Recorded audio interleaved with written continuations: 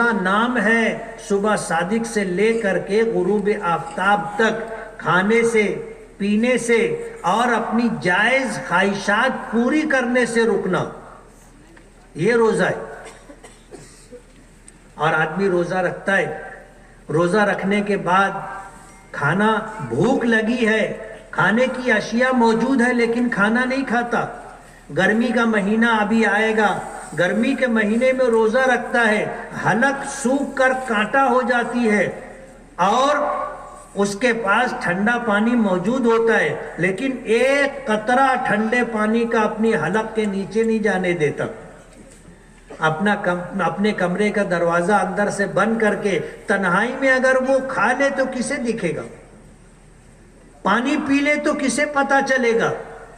لیکن اللہ کو راضی کرنے کے لیے آدمی کھانے سے رک گیا، بھوک لگی ہے، پانی پینے سے اپنے آپ کو روک لیا، پیاس لگی ہے، بیوی موجود ہے، جائز خواہش ہے لیکن اللہ کے حکم کے تابع داری میں جائز خواہشات سے رک گیا ہے۔ یہ ایک مہینہ جو رمضان المبارک کا آتا ہے، اپنی خواہشات کو روک کر کے ہم روزہ رکھتے۔ ہمارے چھوٹے چھوٹے بچے بھی، گھر کا ماحول روزے کا ہوتا ہے، روزہ رکھتے۔ اور جب ہم دیکھتے ہیں کہ اب اس کو بھوک پریشان کرنے لگی ہے، ہم دیکھتے ہیں کہ اب پیاس سے اس کی حالت خراب ہو رہی ہے، ہم اس کو کہتے ہیں کھا لے تو وہ کھانے کے لیے تیار نہیں ہوتا۔ ہم اس کو کہتے ہیں کہ یہ پانی، یہ شربت پی لے تو وہ پینے کے لیے تیار نہیں ہوتا۔ ہمیں اس کو بہلانا پڑتا ہے اور اس کو کہنا پڑتا ہے کہ ہمارا تو ایک دن میں ایک روزہ ہوگا، دوپہر میں تو کھا لے پی لے، تیرا 2 روزہ ہو جائے گا، صبح سے دوپہر کا ایک روزہ اور دوپہر سے شام تک کا ایک روزہ۔ ایسے بہلا کر کے ہم اس کو جو ہے دوپہر میں کھلاتے اور پلاتے۔ 2 روزے کا اس کو جو ہے مفہوم سمجھاتے ہیں کہ ہمارا ایک ہوگا، تیرا 2 روزہ ہو جائے گا، لیکن بچے تیار نہیں ہوتے۔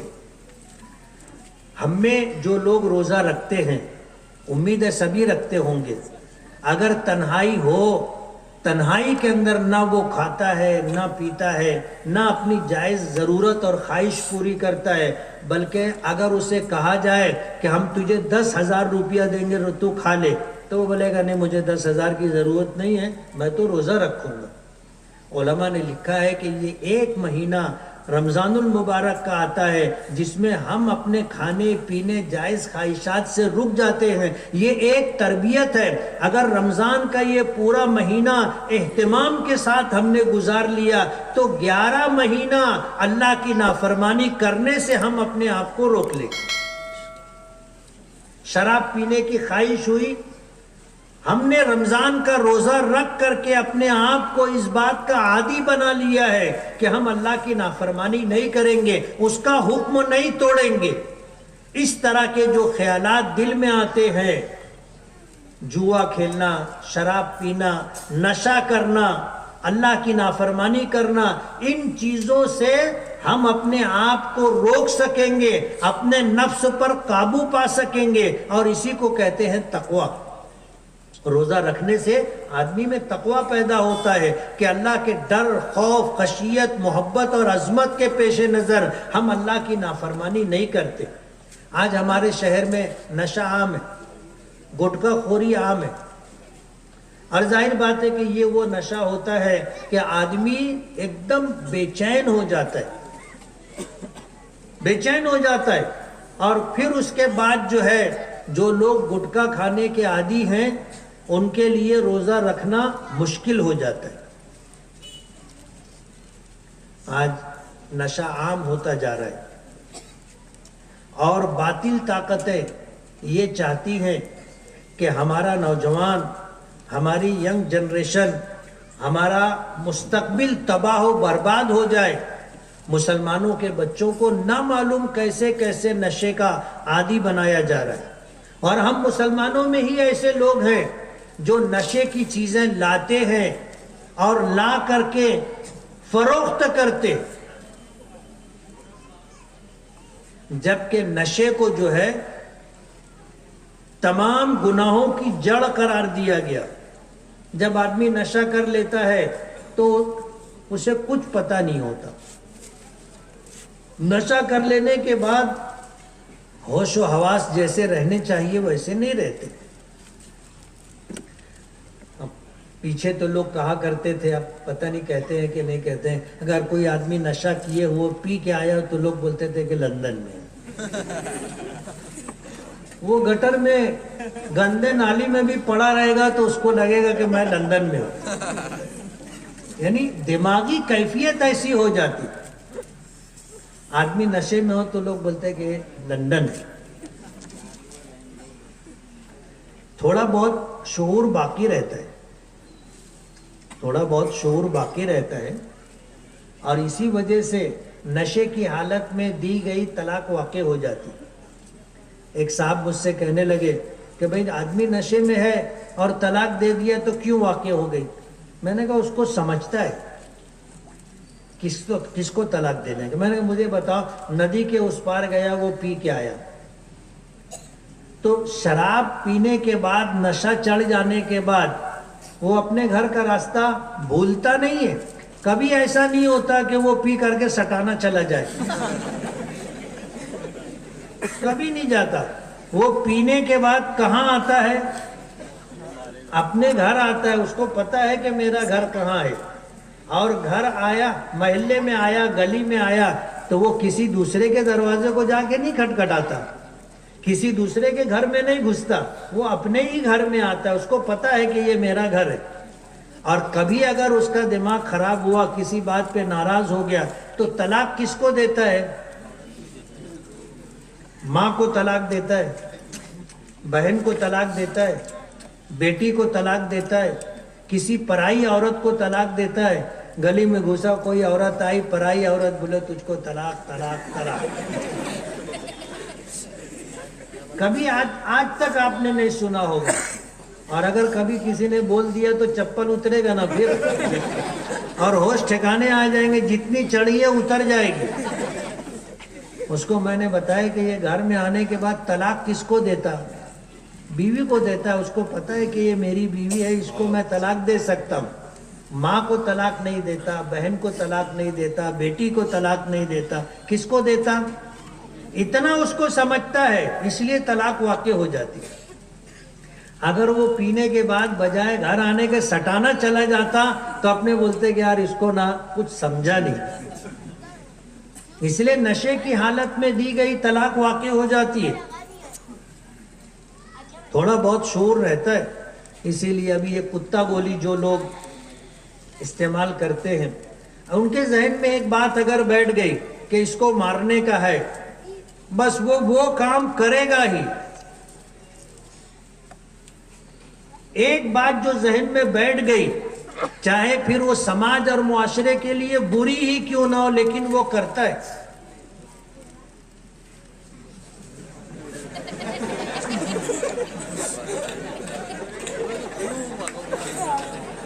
شاید بیان ختم کروانا چاہتا ہوں.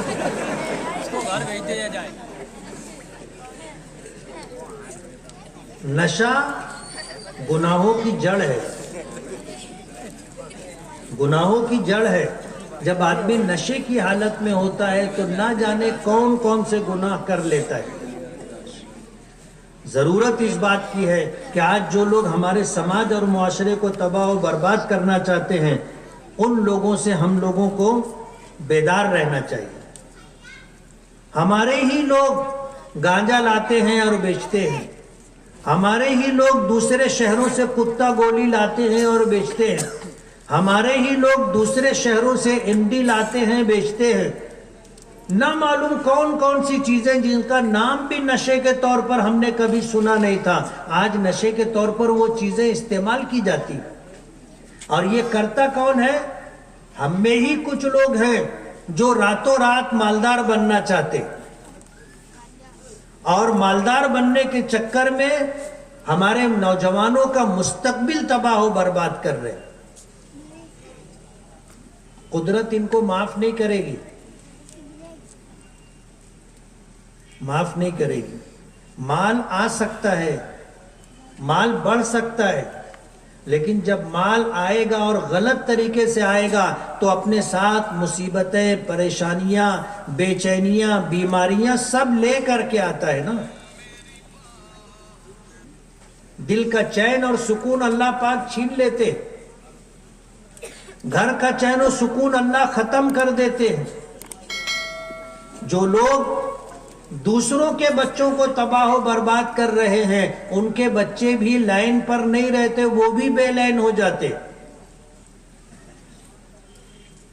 نشے کی جو لت کسی کو لگا دی جاتی ہے، اس کی زندگی تباہ و برباد ہو جاتی ہے۔ سماج میں ایسے لوگوں کی حوصلہ افزائی نہیں، ان کی حوصلہ شکنی کرنا چاہیے۔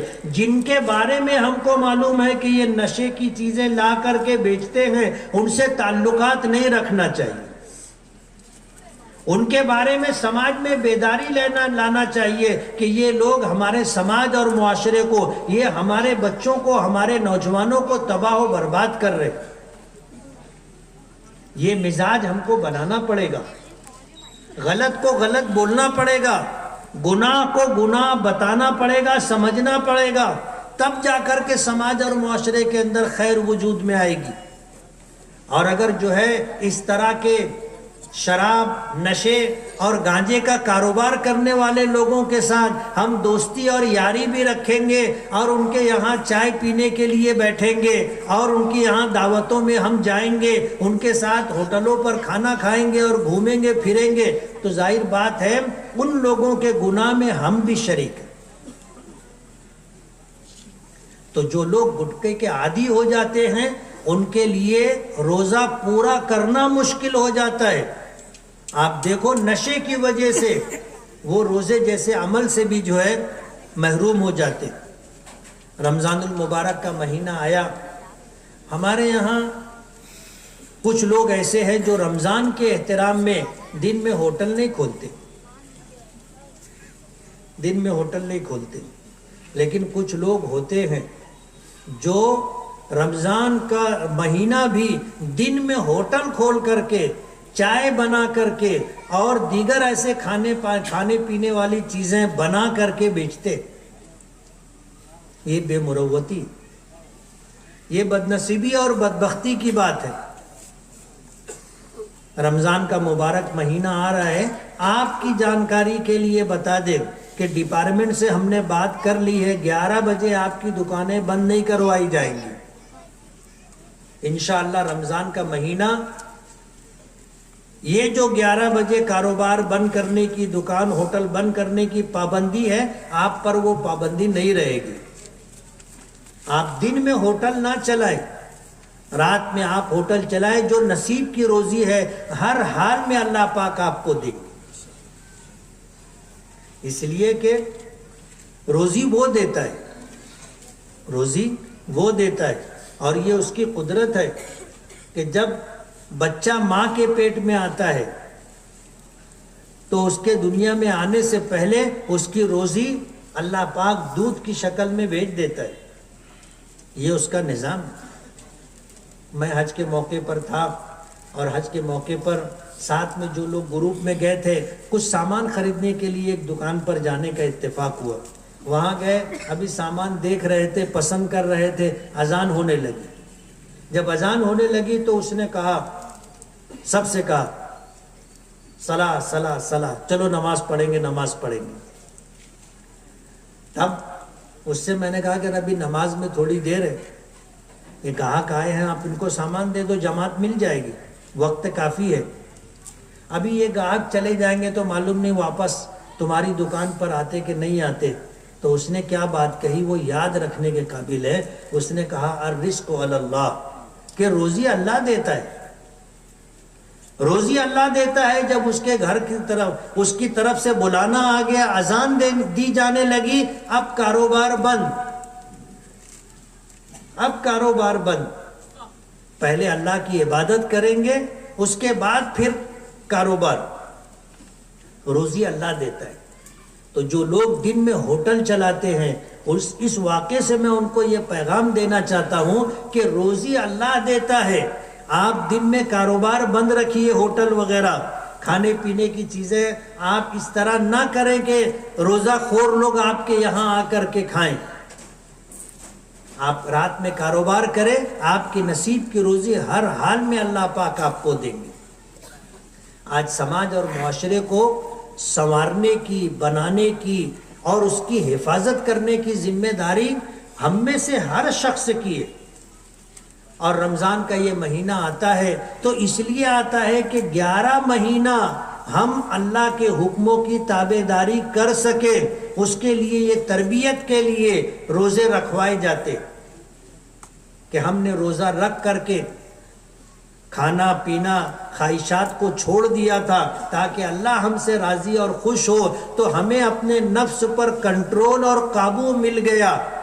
11 مہینے بھی ہم اپنے آپ کو اللہ کی نافرمانی سے روکنا چاہے, ہمارے لیے رکنا آسان ہو جائے گا.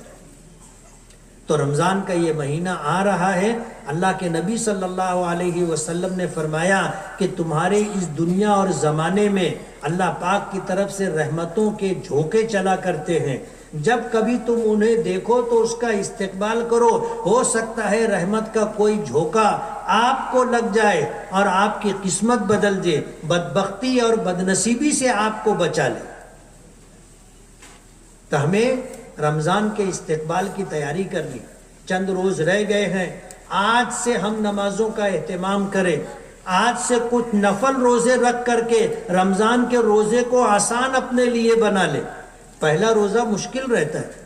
جب پہلا روزہ رکھتے تو بعض لوگوں کا سر دکھنے لگتا ہے اور پھر مزاج میں چڑچڑا پن آ جاتا ہے, لڑائی جھگڑا کرنے لگ جاتے ہیں. ایسا ہوتا ہے.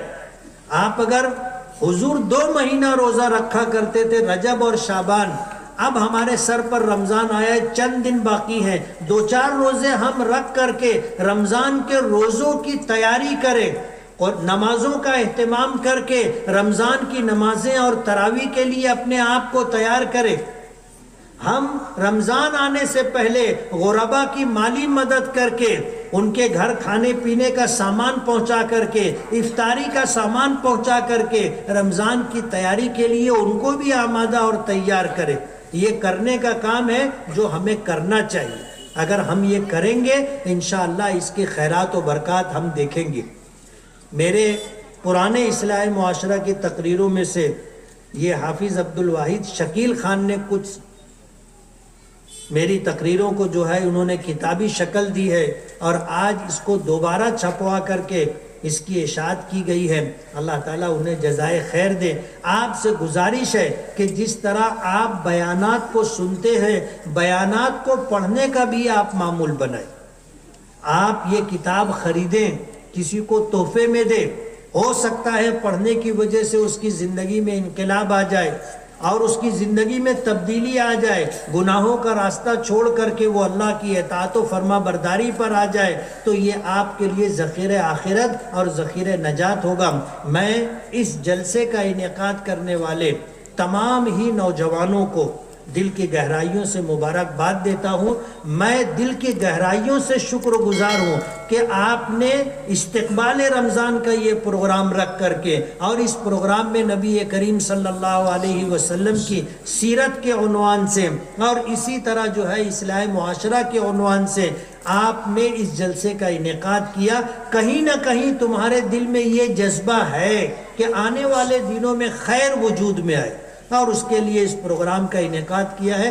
جتنی بھی کلبوں کے اداروں کے ذمہ داران اور اس سے تعلق رکھنے والے بچوں نے اس پروگرام کا استقبال کیا ہے, میں دعا گو ہوں کہ اللہ تعالیٰ ان کی جوانیوں میں برکت عطا فرمائے, ان کے حوصلوں کو اللہ بڑھائے اور ان کی ان فکروں کی بنیاد پر سماج اور معاشرے کے اندر اللہ پاک خیر کو وجود عطا فرمائے. اور آج ہماری نئی نسل اور ہمارے نوجوان جو بے راہ روی کا شکار ہو رہے ہیں, نشے کے عادی ہو رہے ہیں اور سماج اور معاشرے کے لیے تکلیف دہ بن رہے ہیں، اللہ تعالیٰ انہیں راہ راست عطا فرمائے اور وہ لوگ سیدھے راستے پر آ کر اپنی اصلاح کر کے اپنے ماں باپ کے لیے، اپنے خاندان کے لیے، اپنے سماج کے لیے بہتر شخص بن سکیں۔ ان فکروں کے ساتھ آج کا یہ پروگرام آپ نے منعقد کیا ہے۔ اللہ پاک آپ کو بہترین جزائے خیر عطا فرمائے اور آپ کی ان کوششوں کو اللہ پاک بارآور فرمائے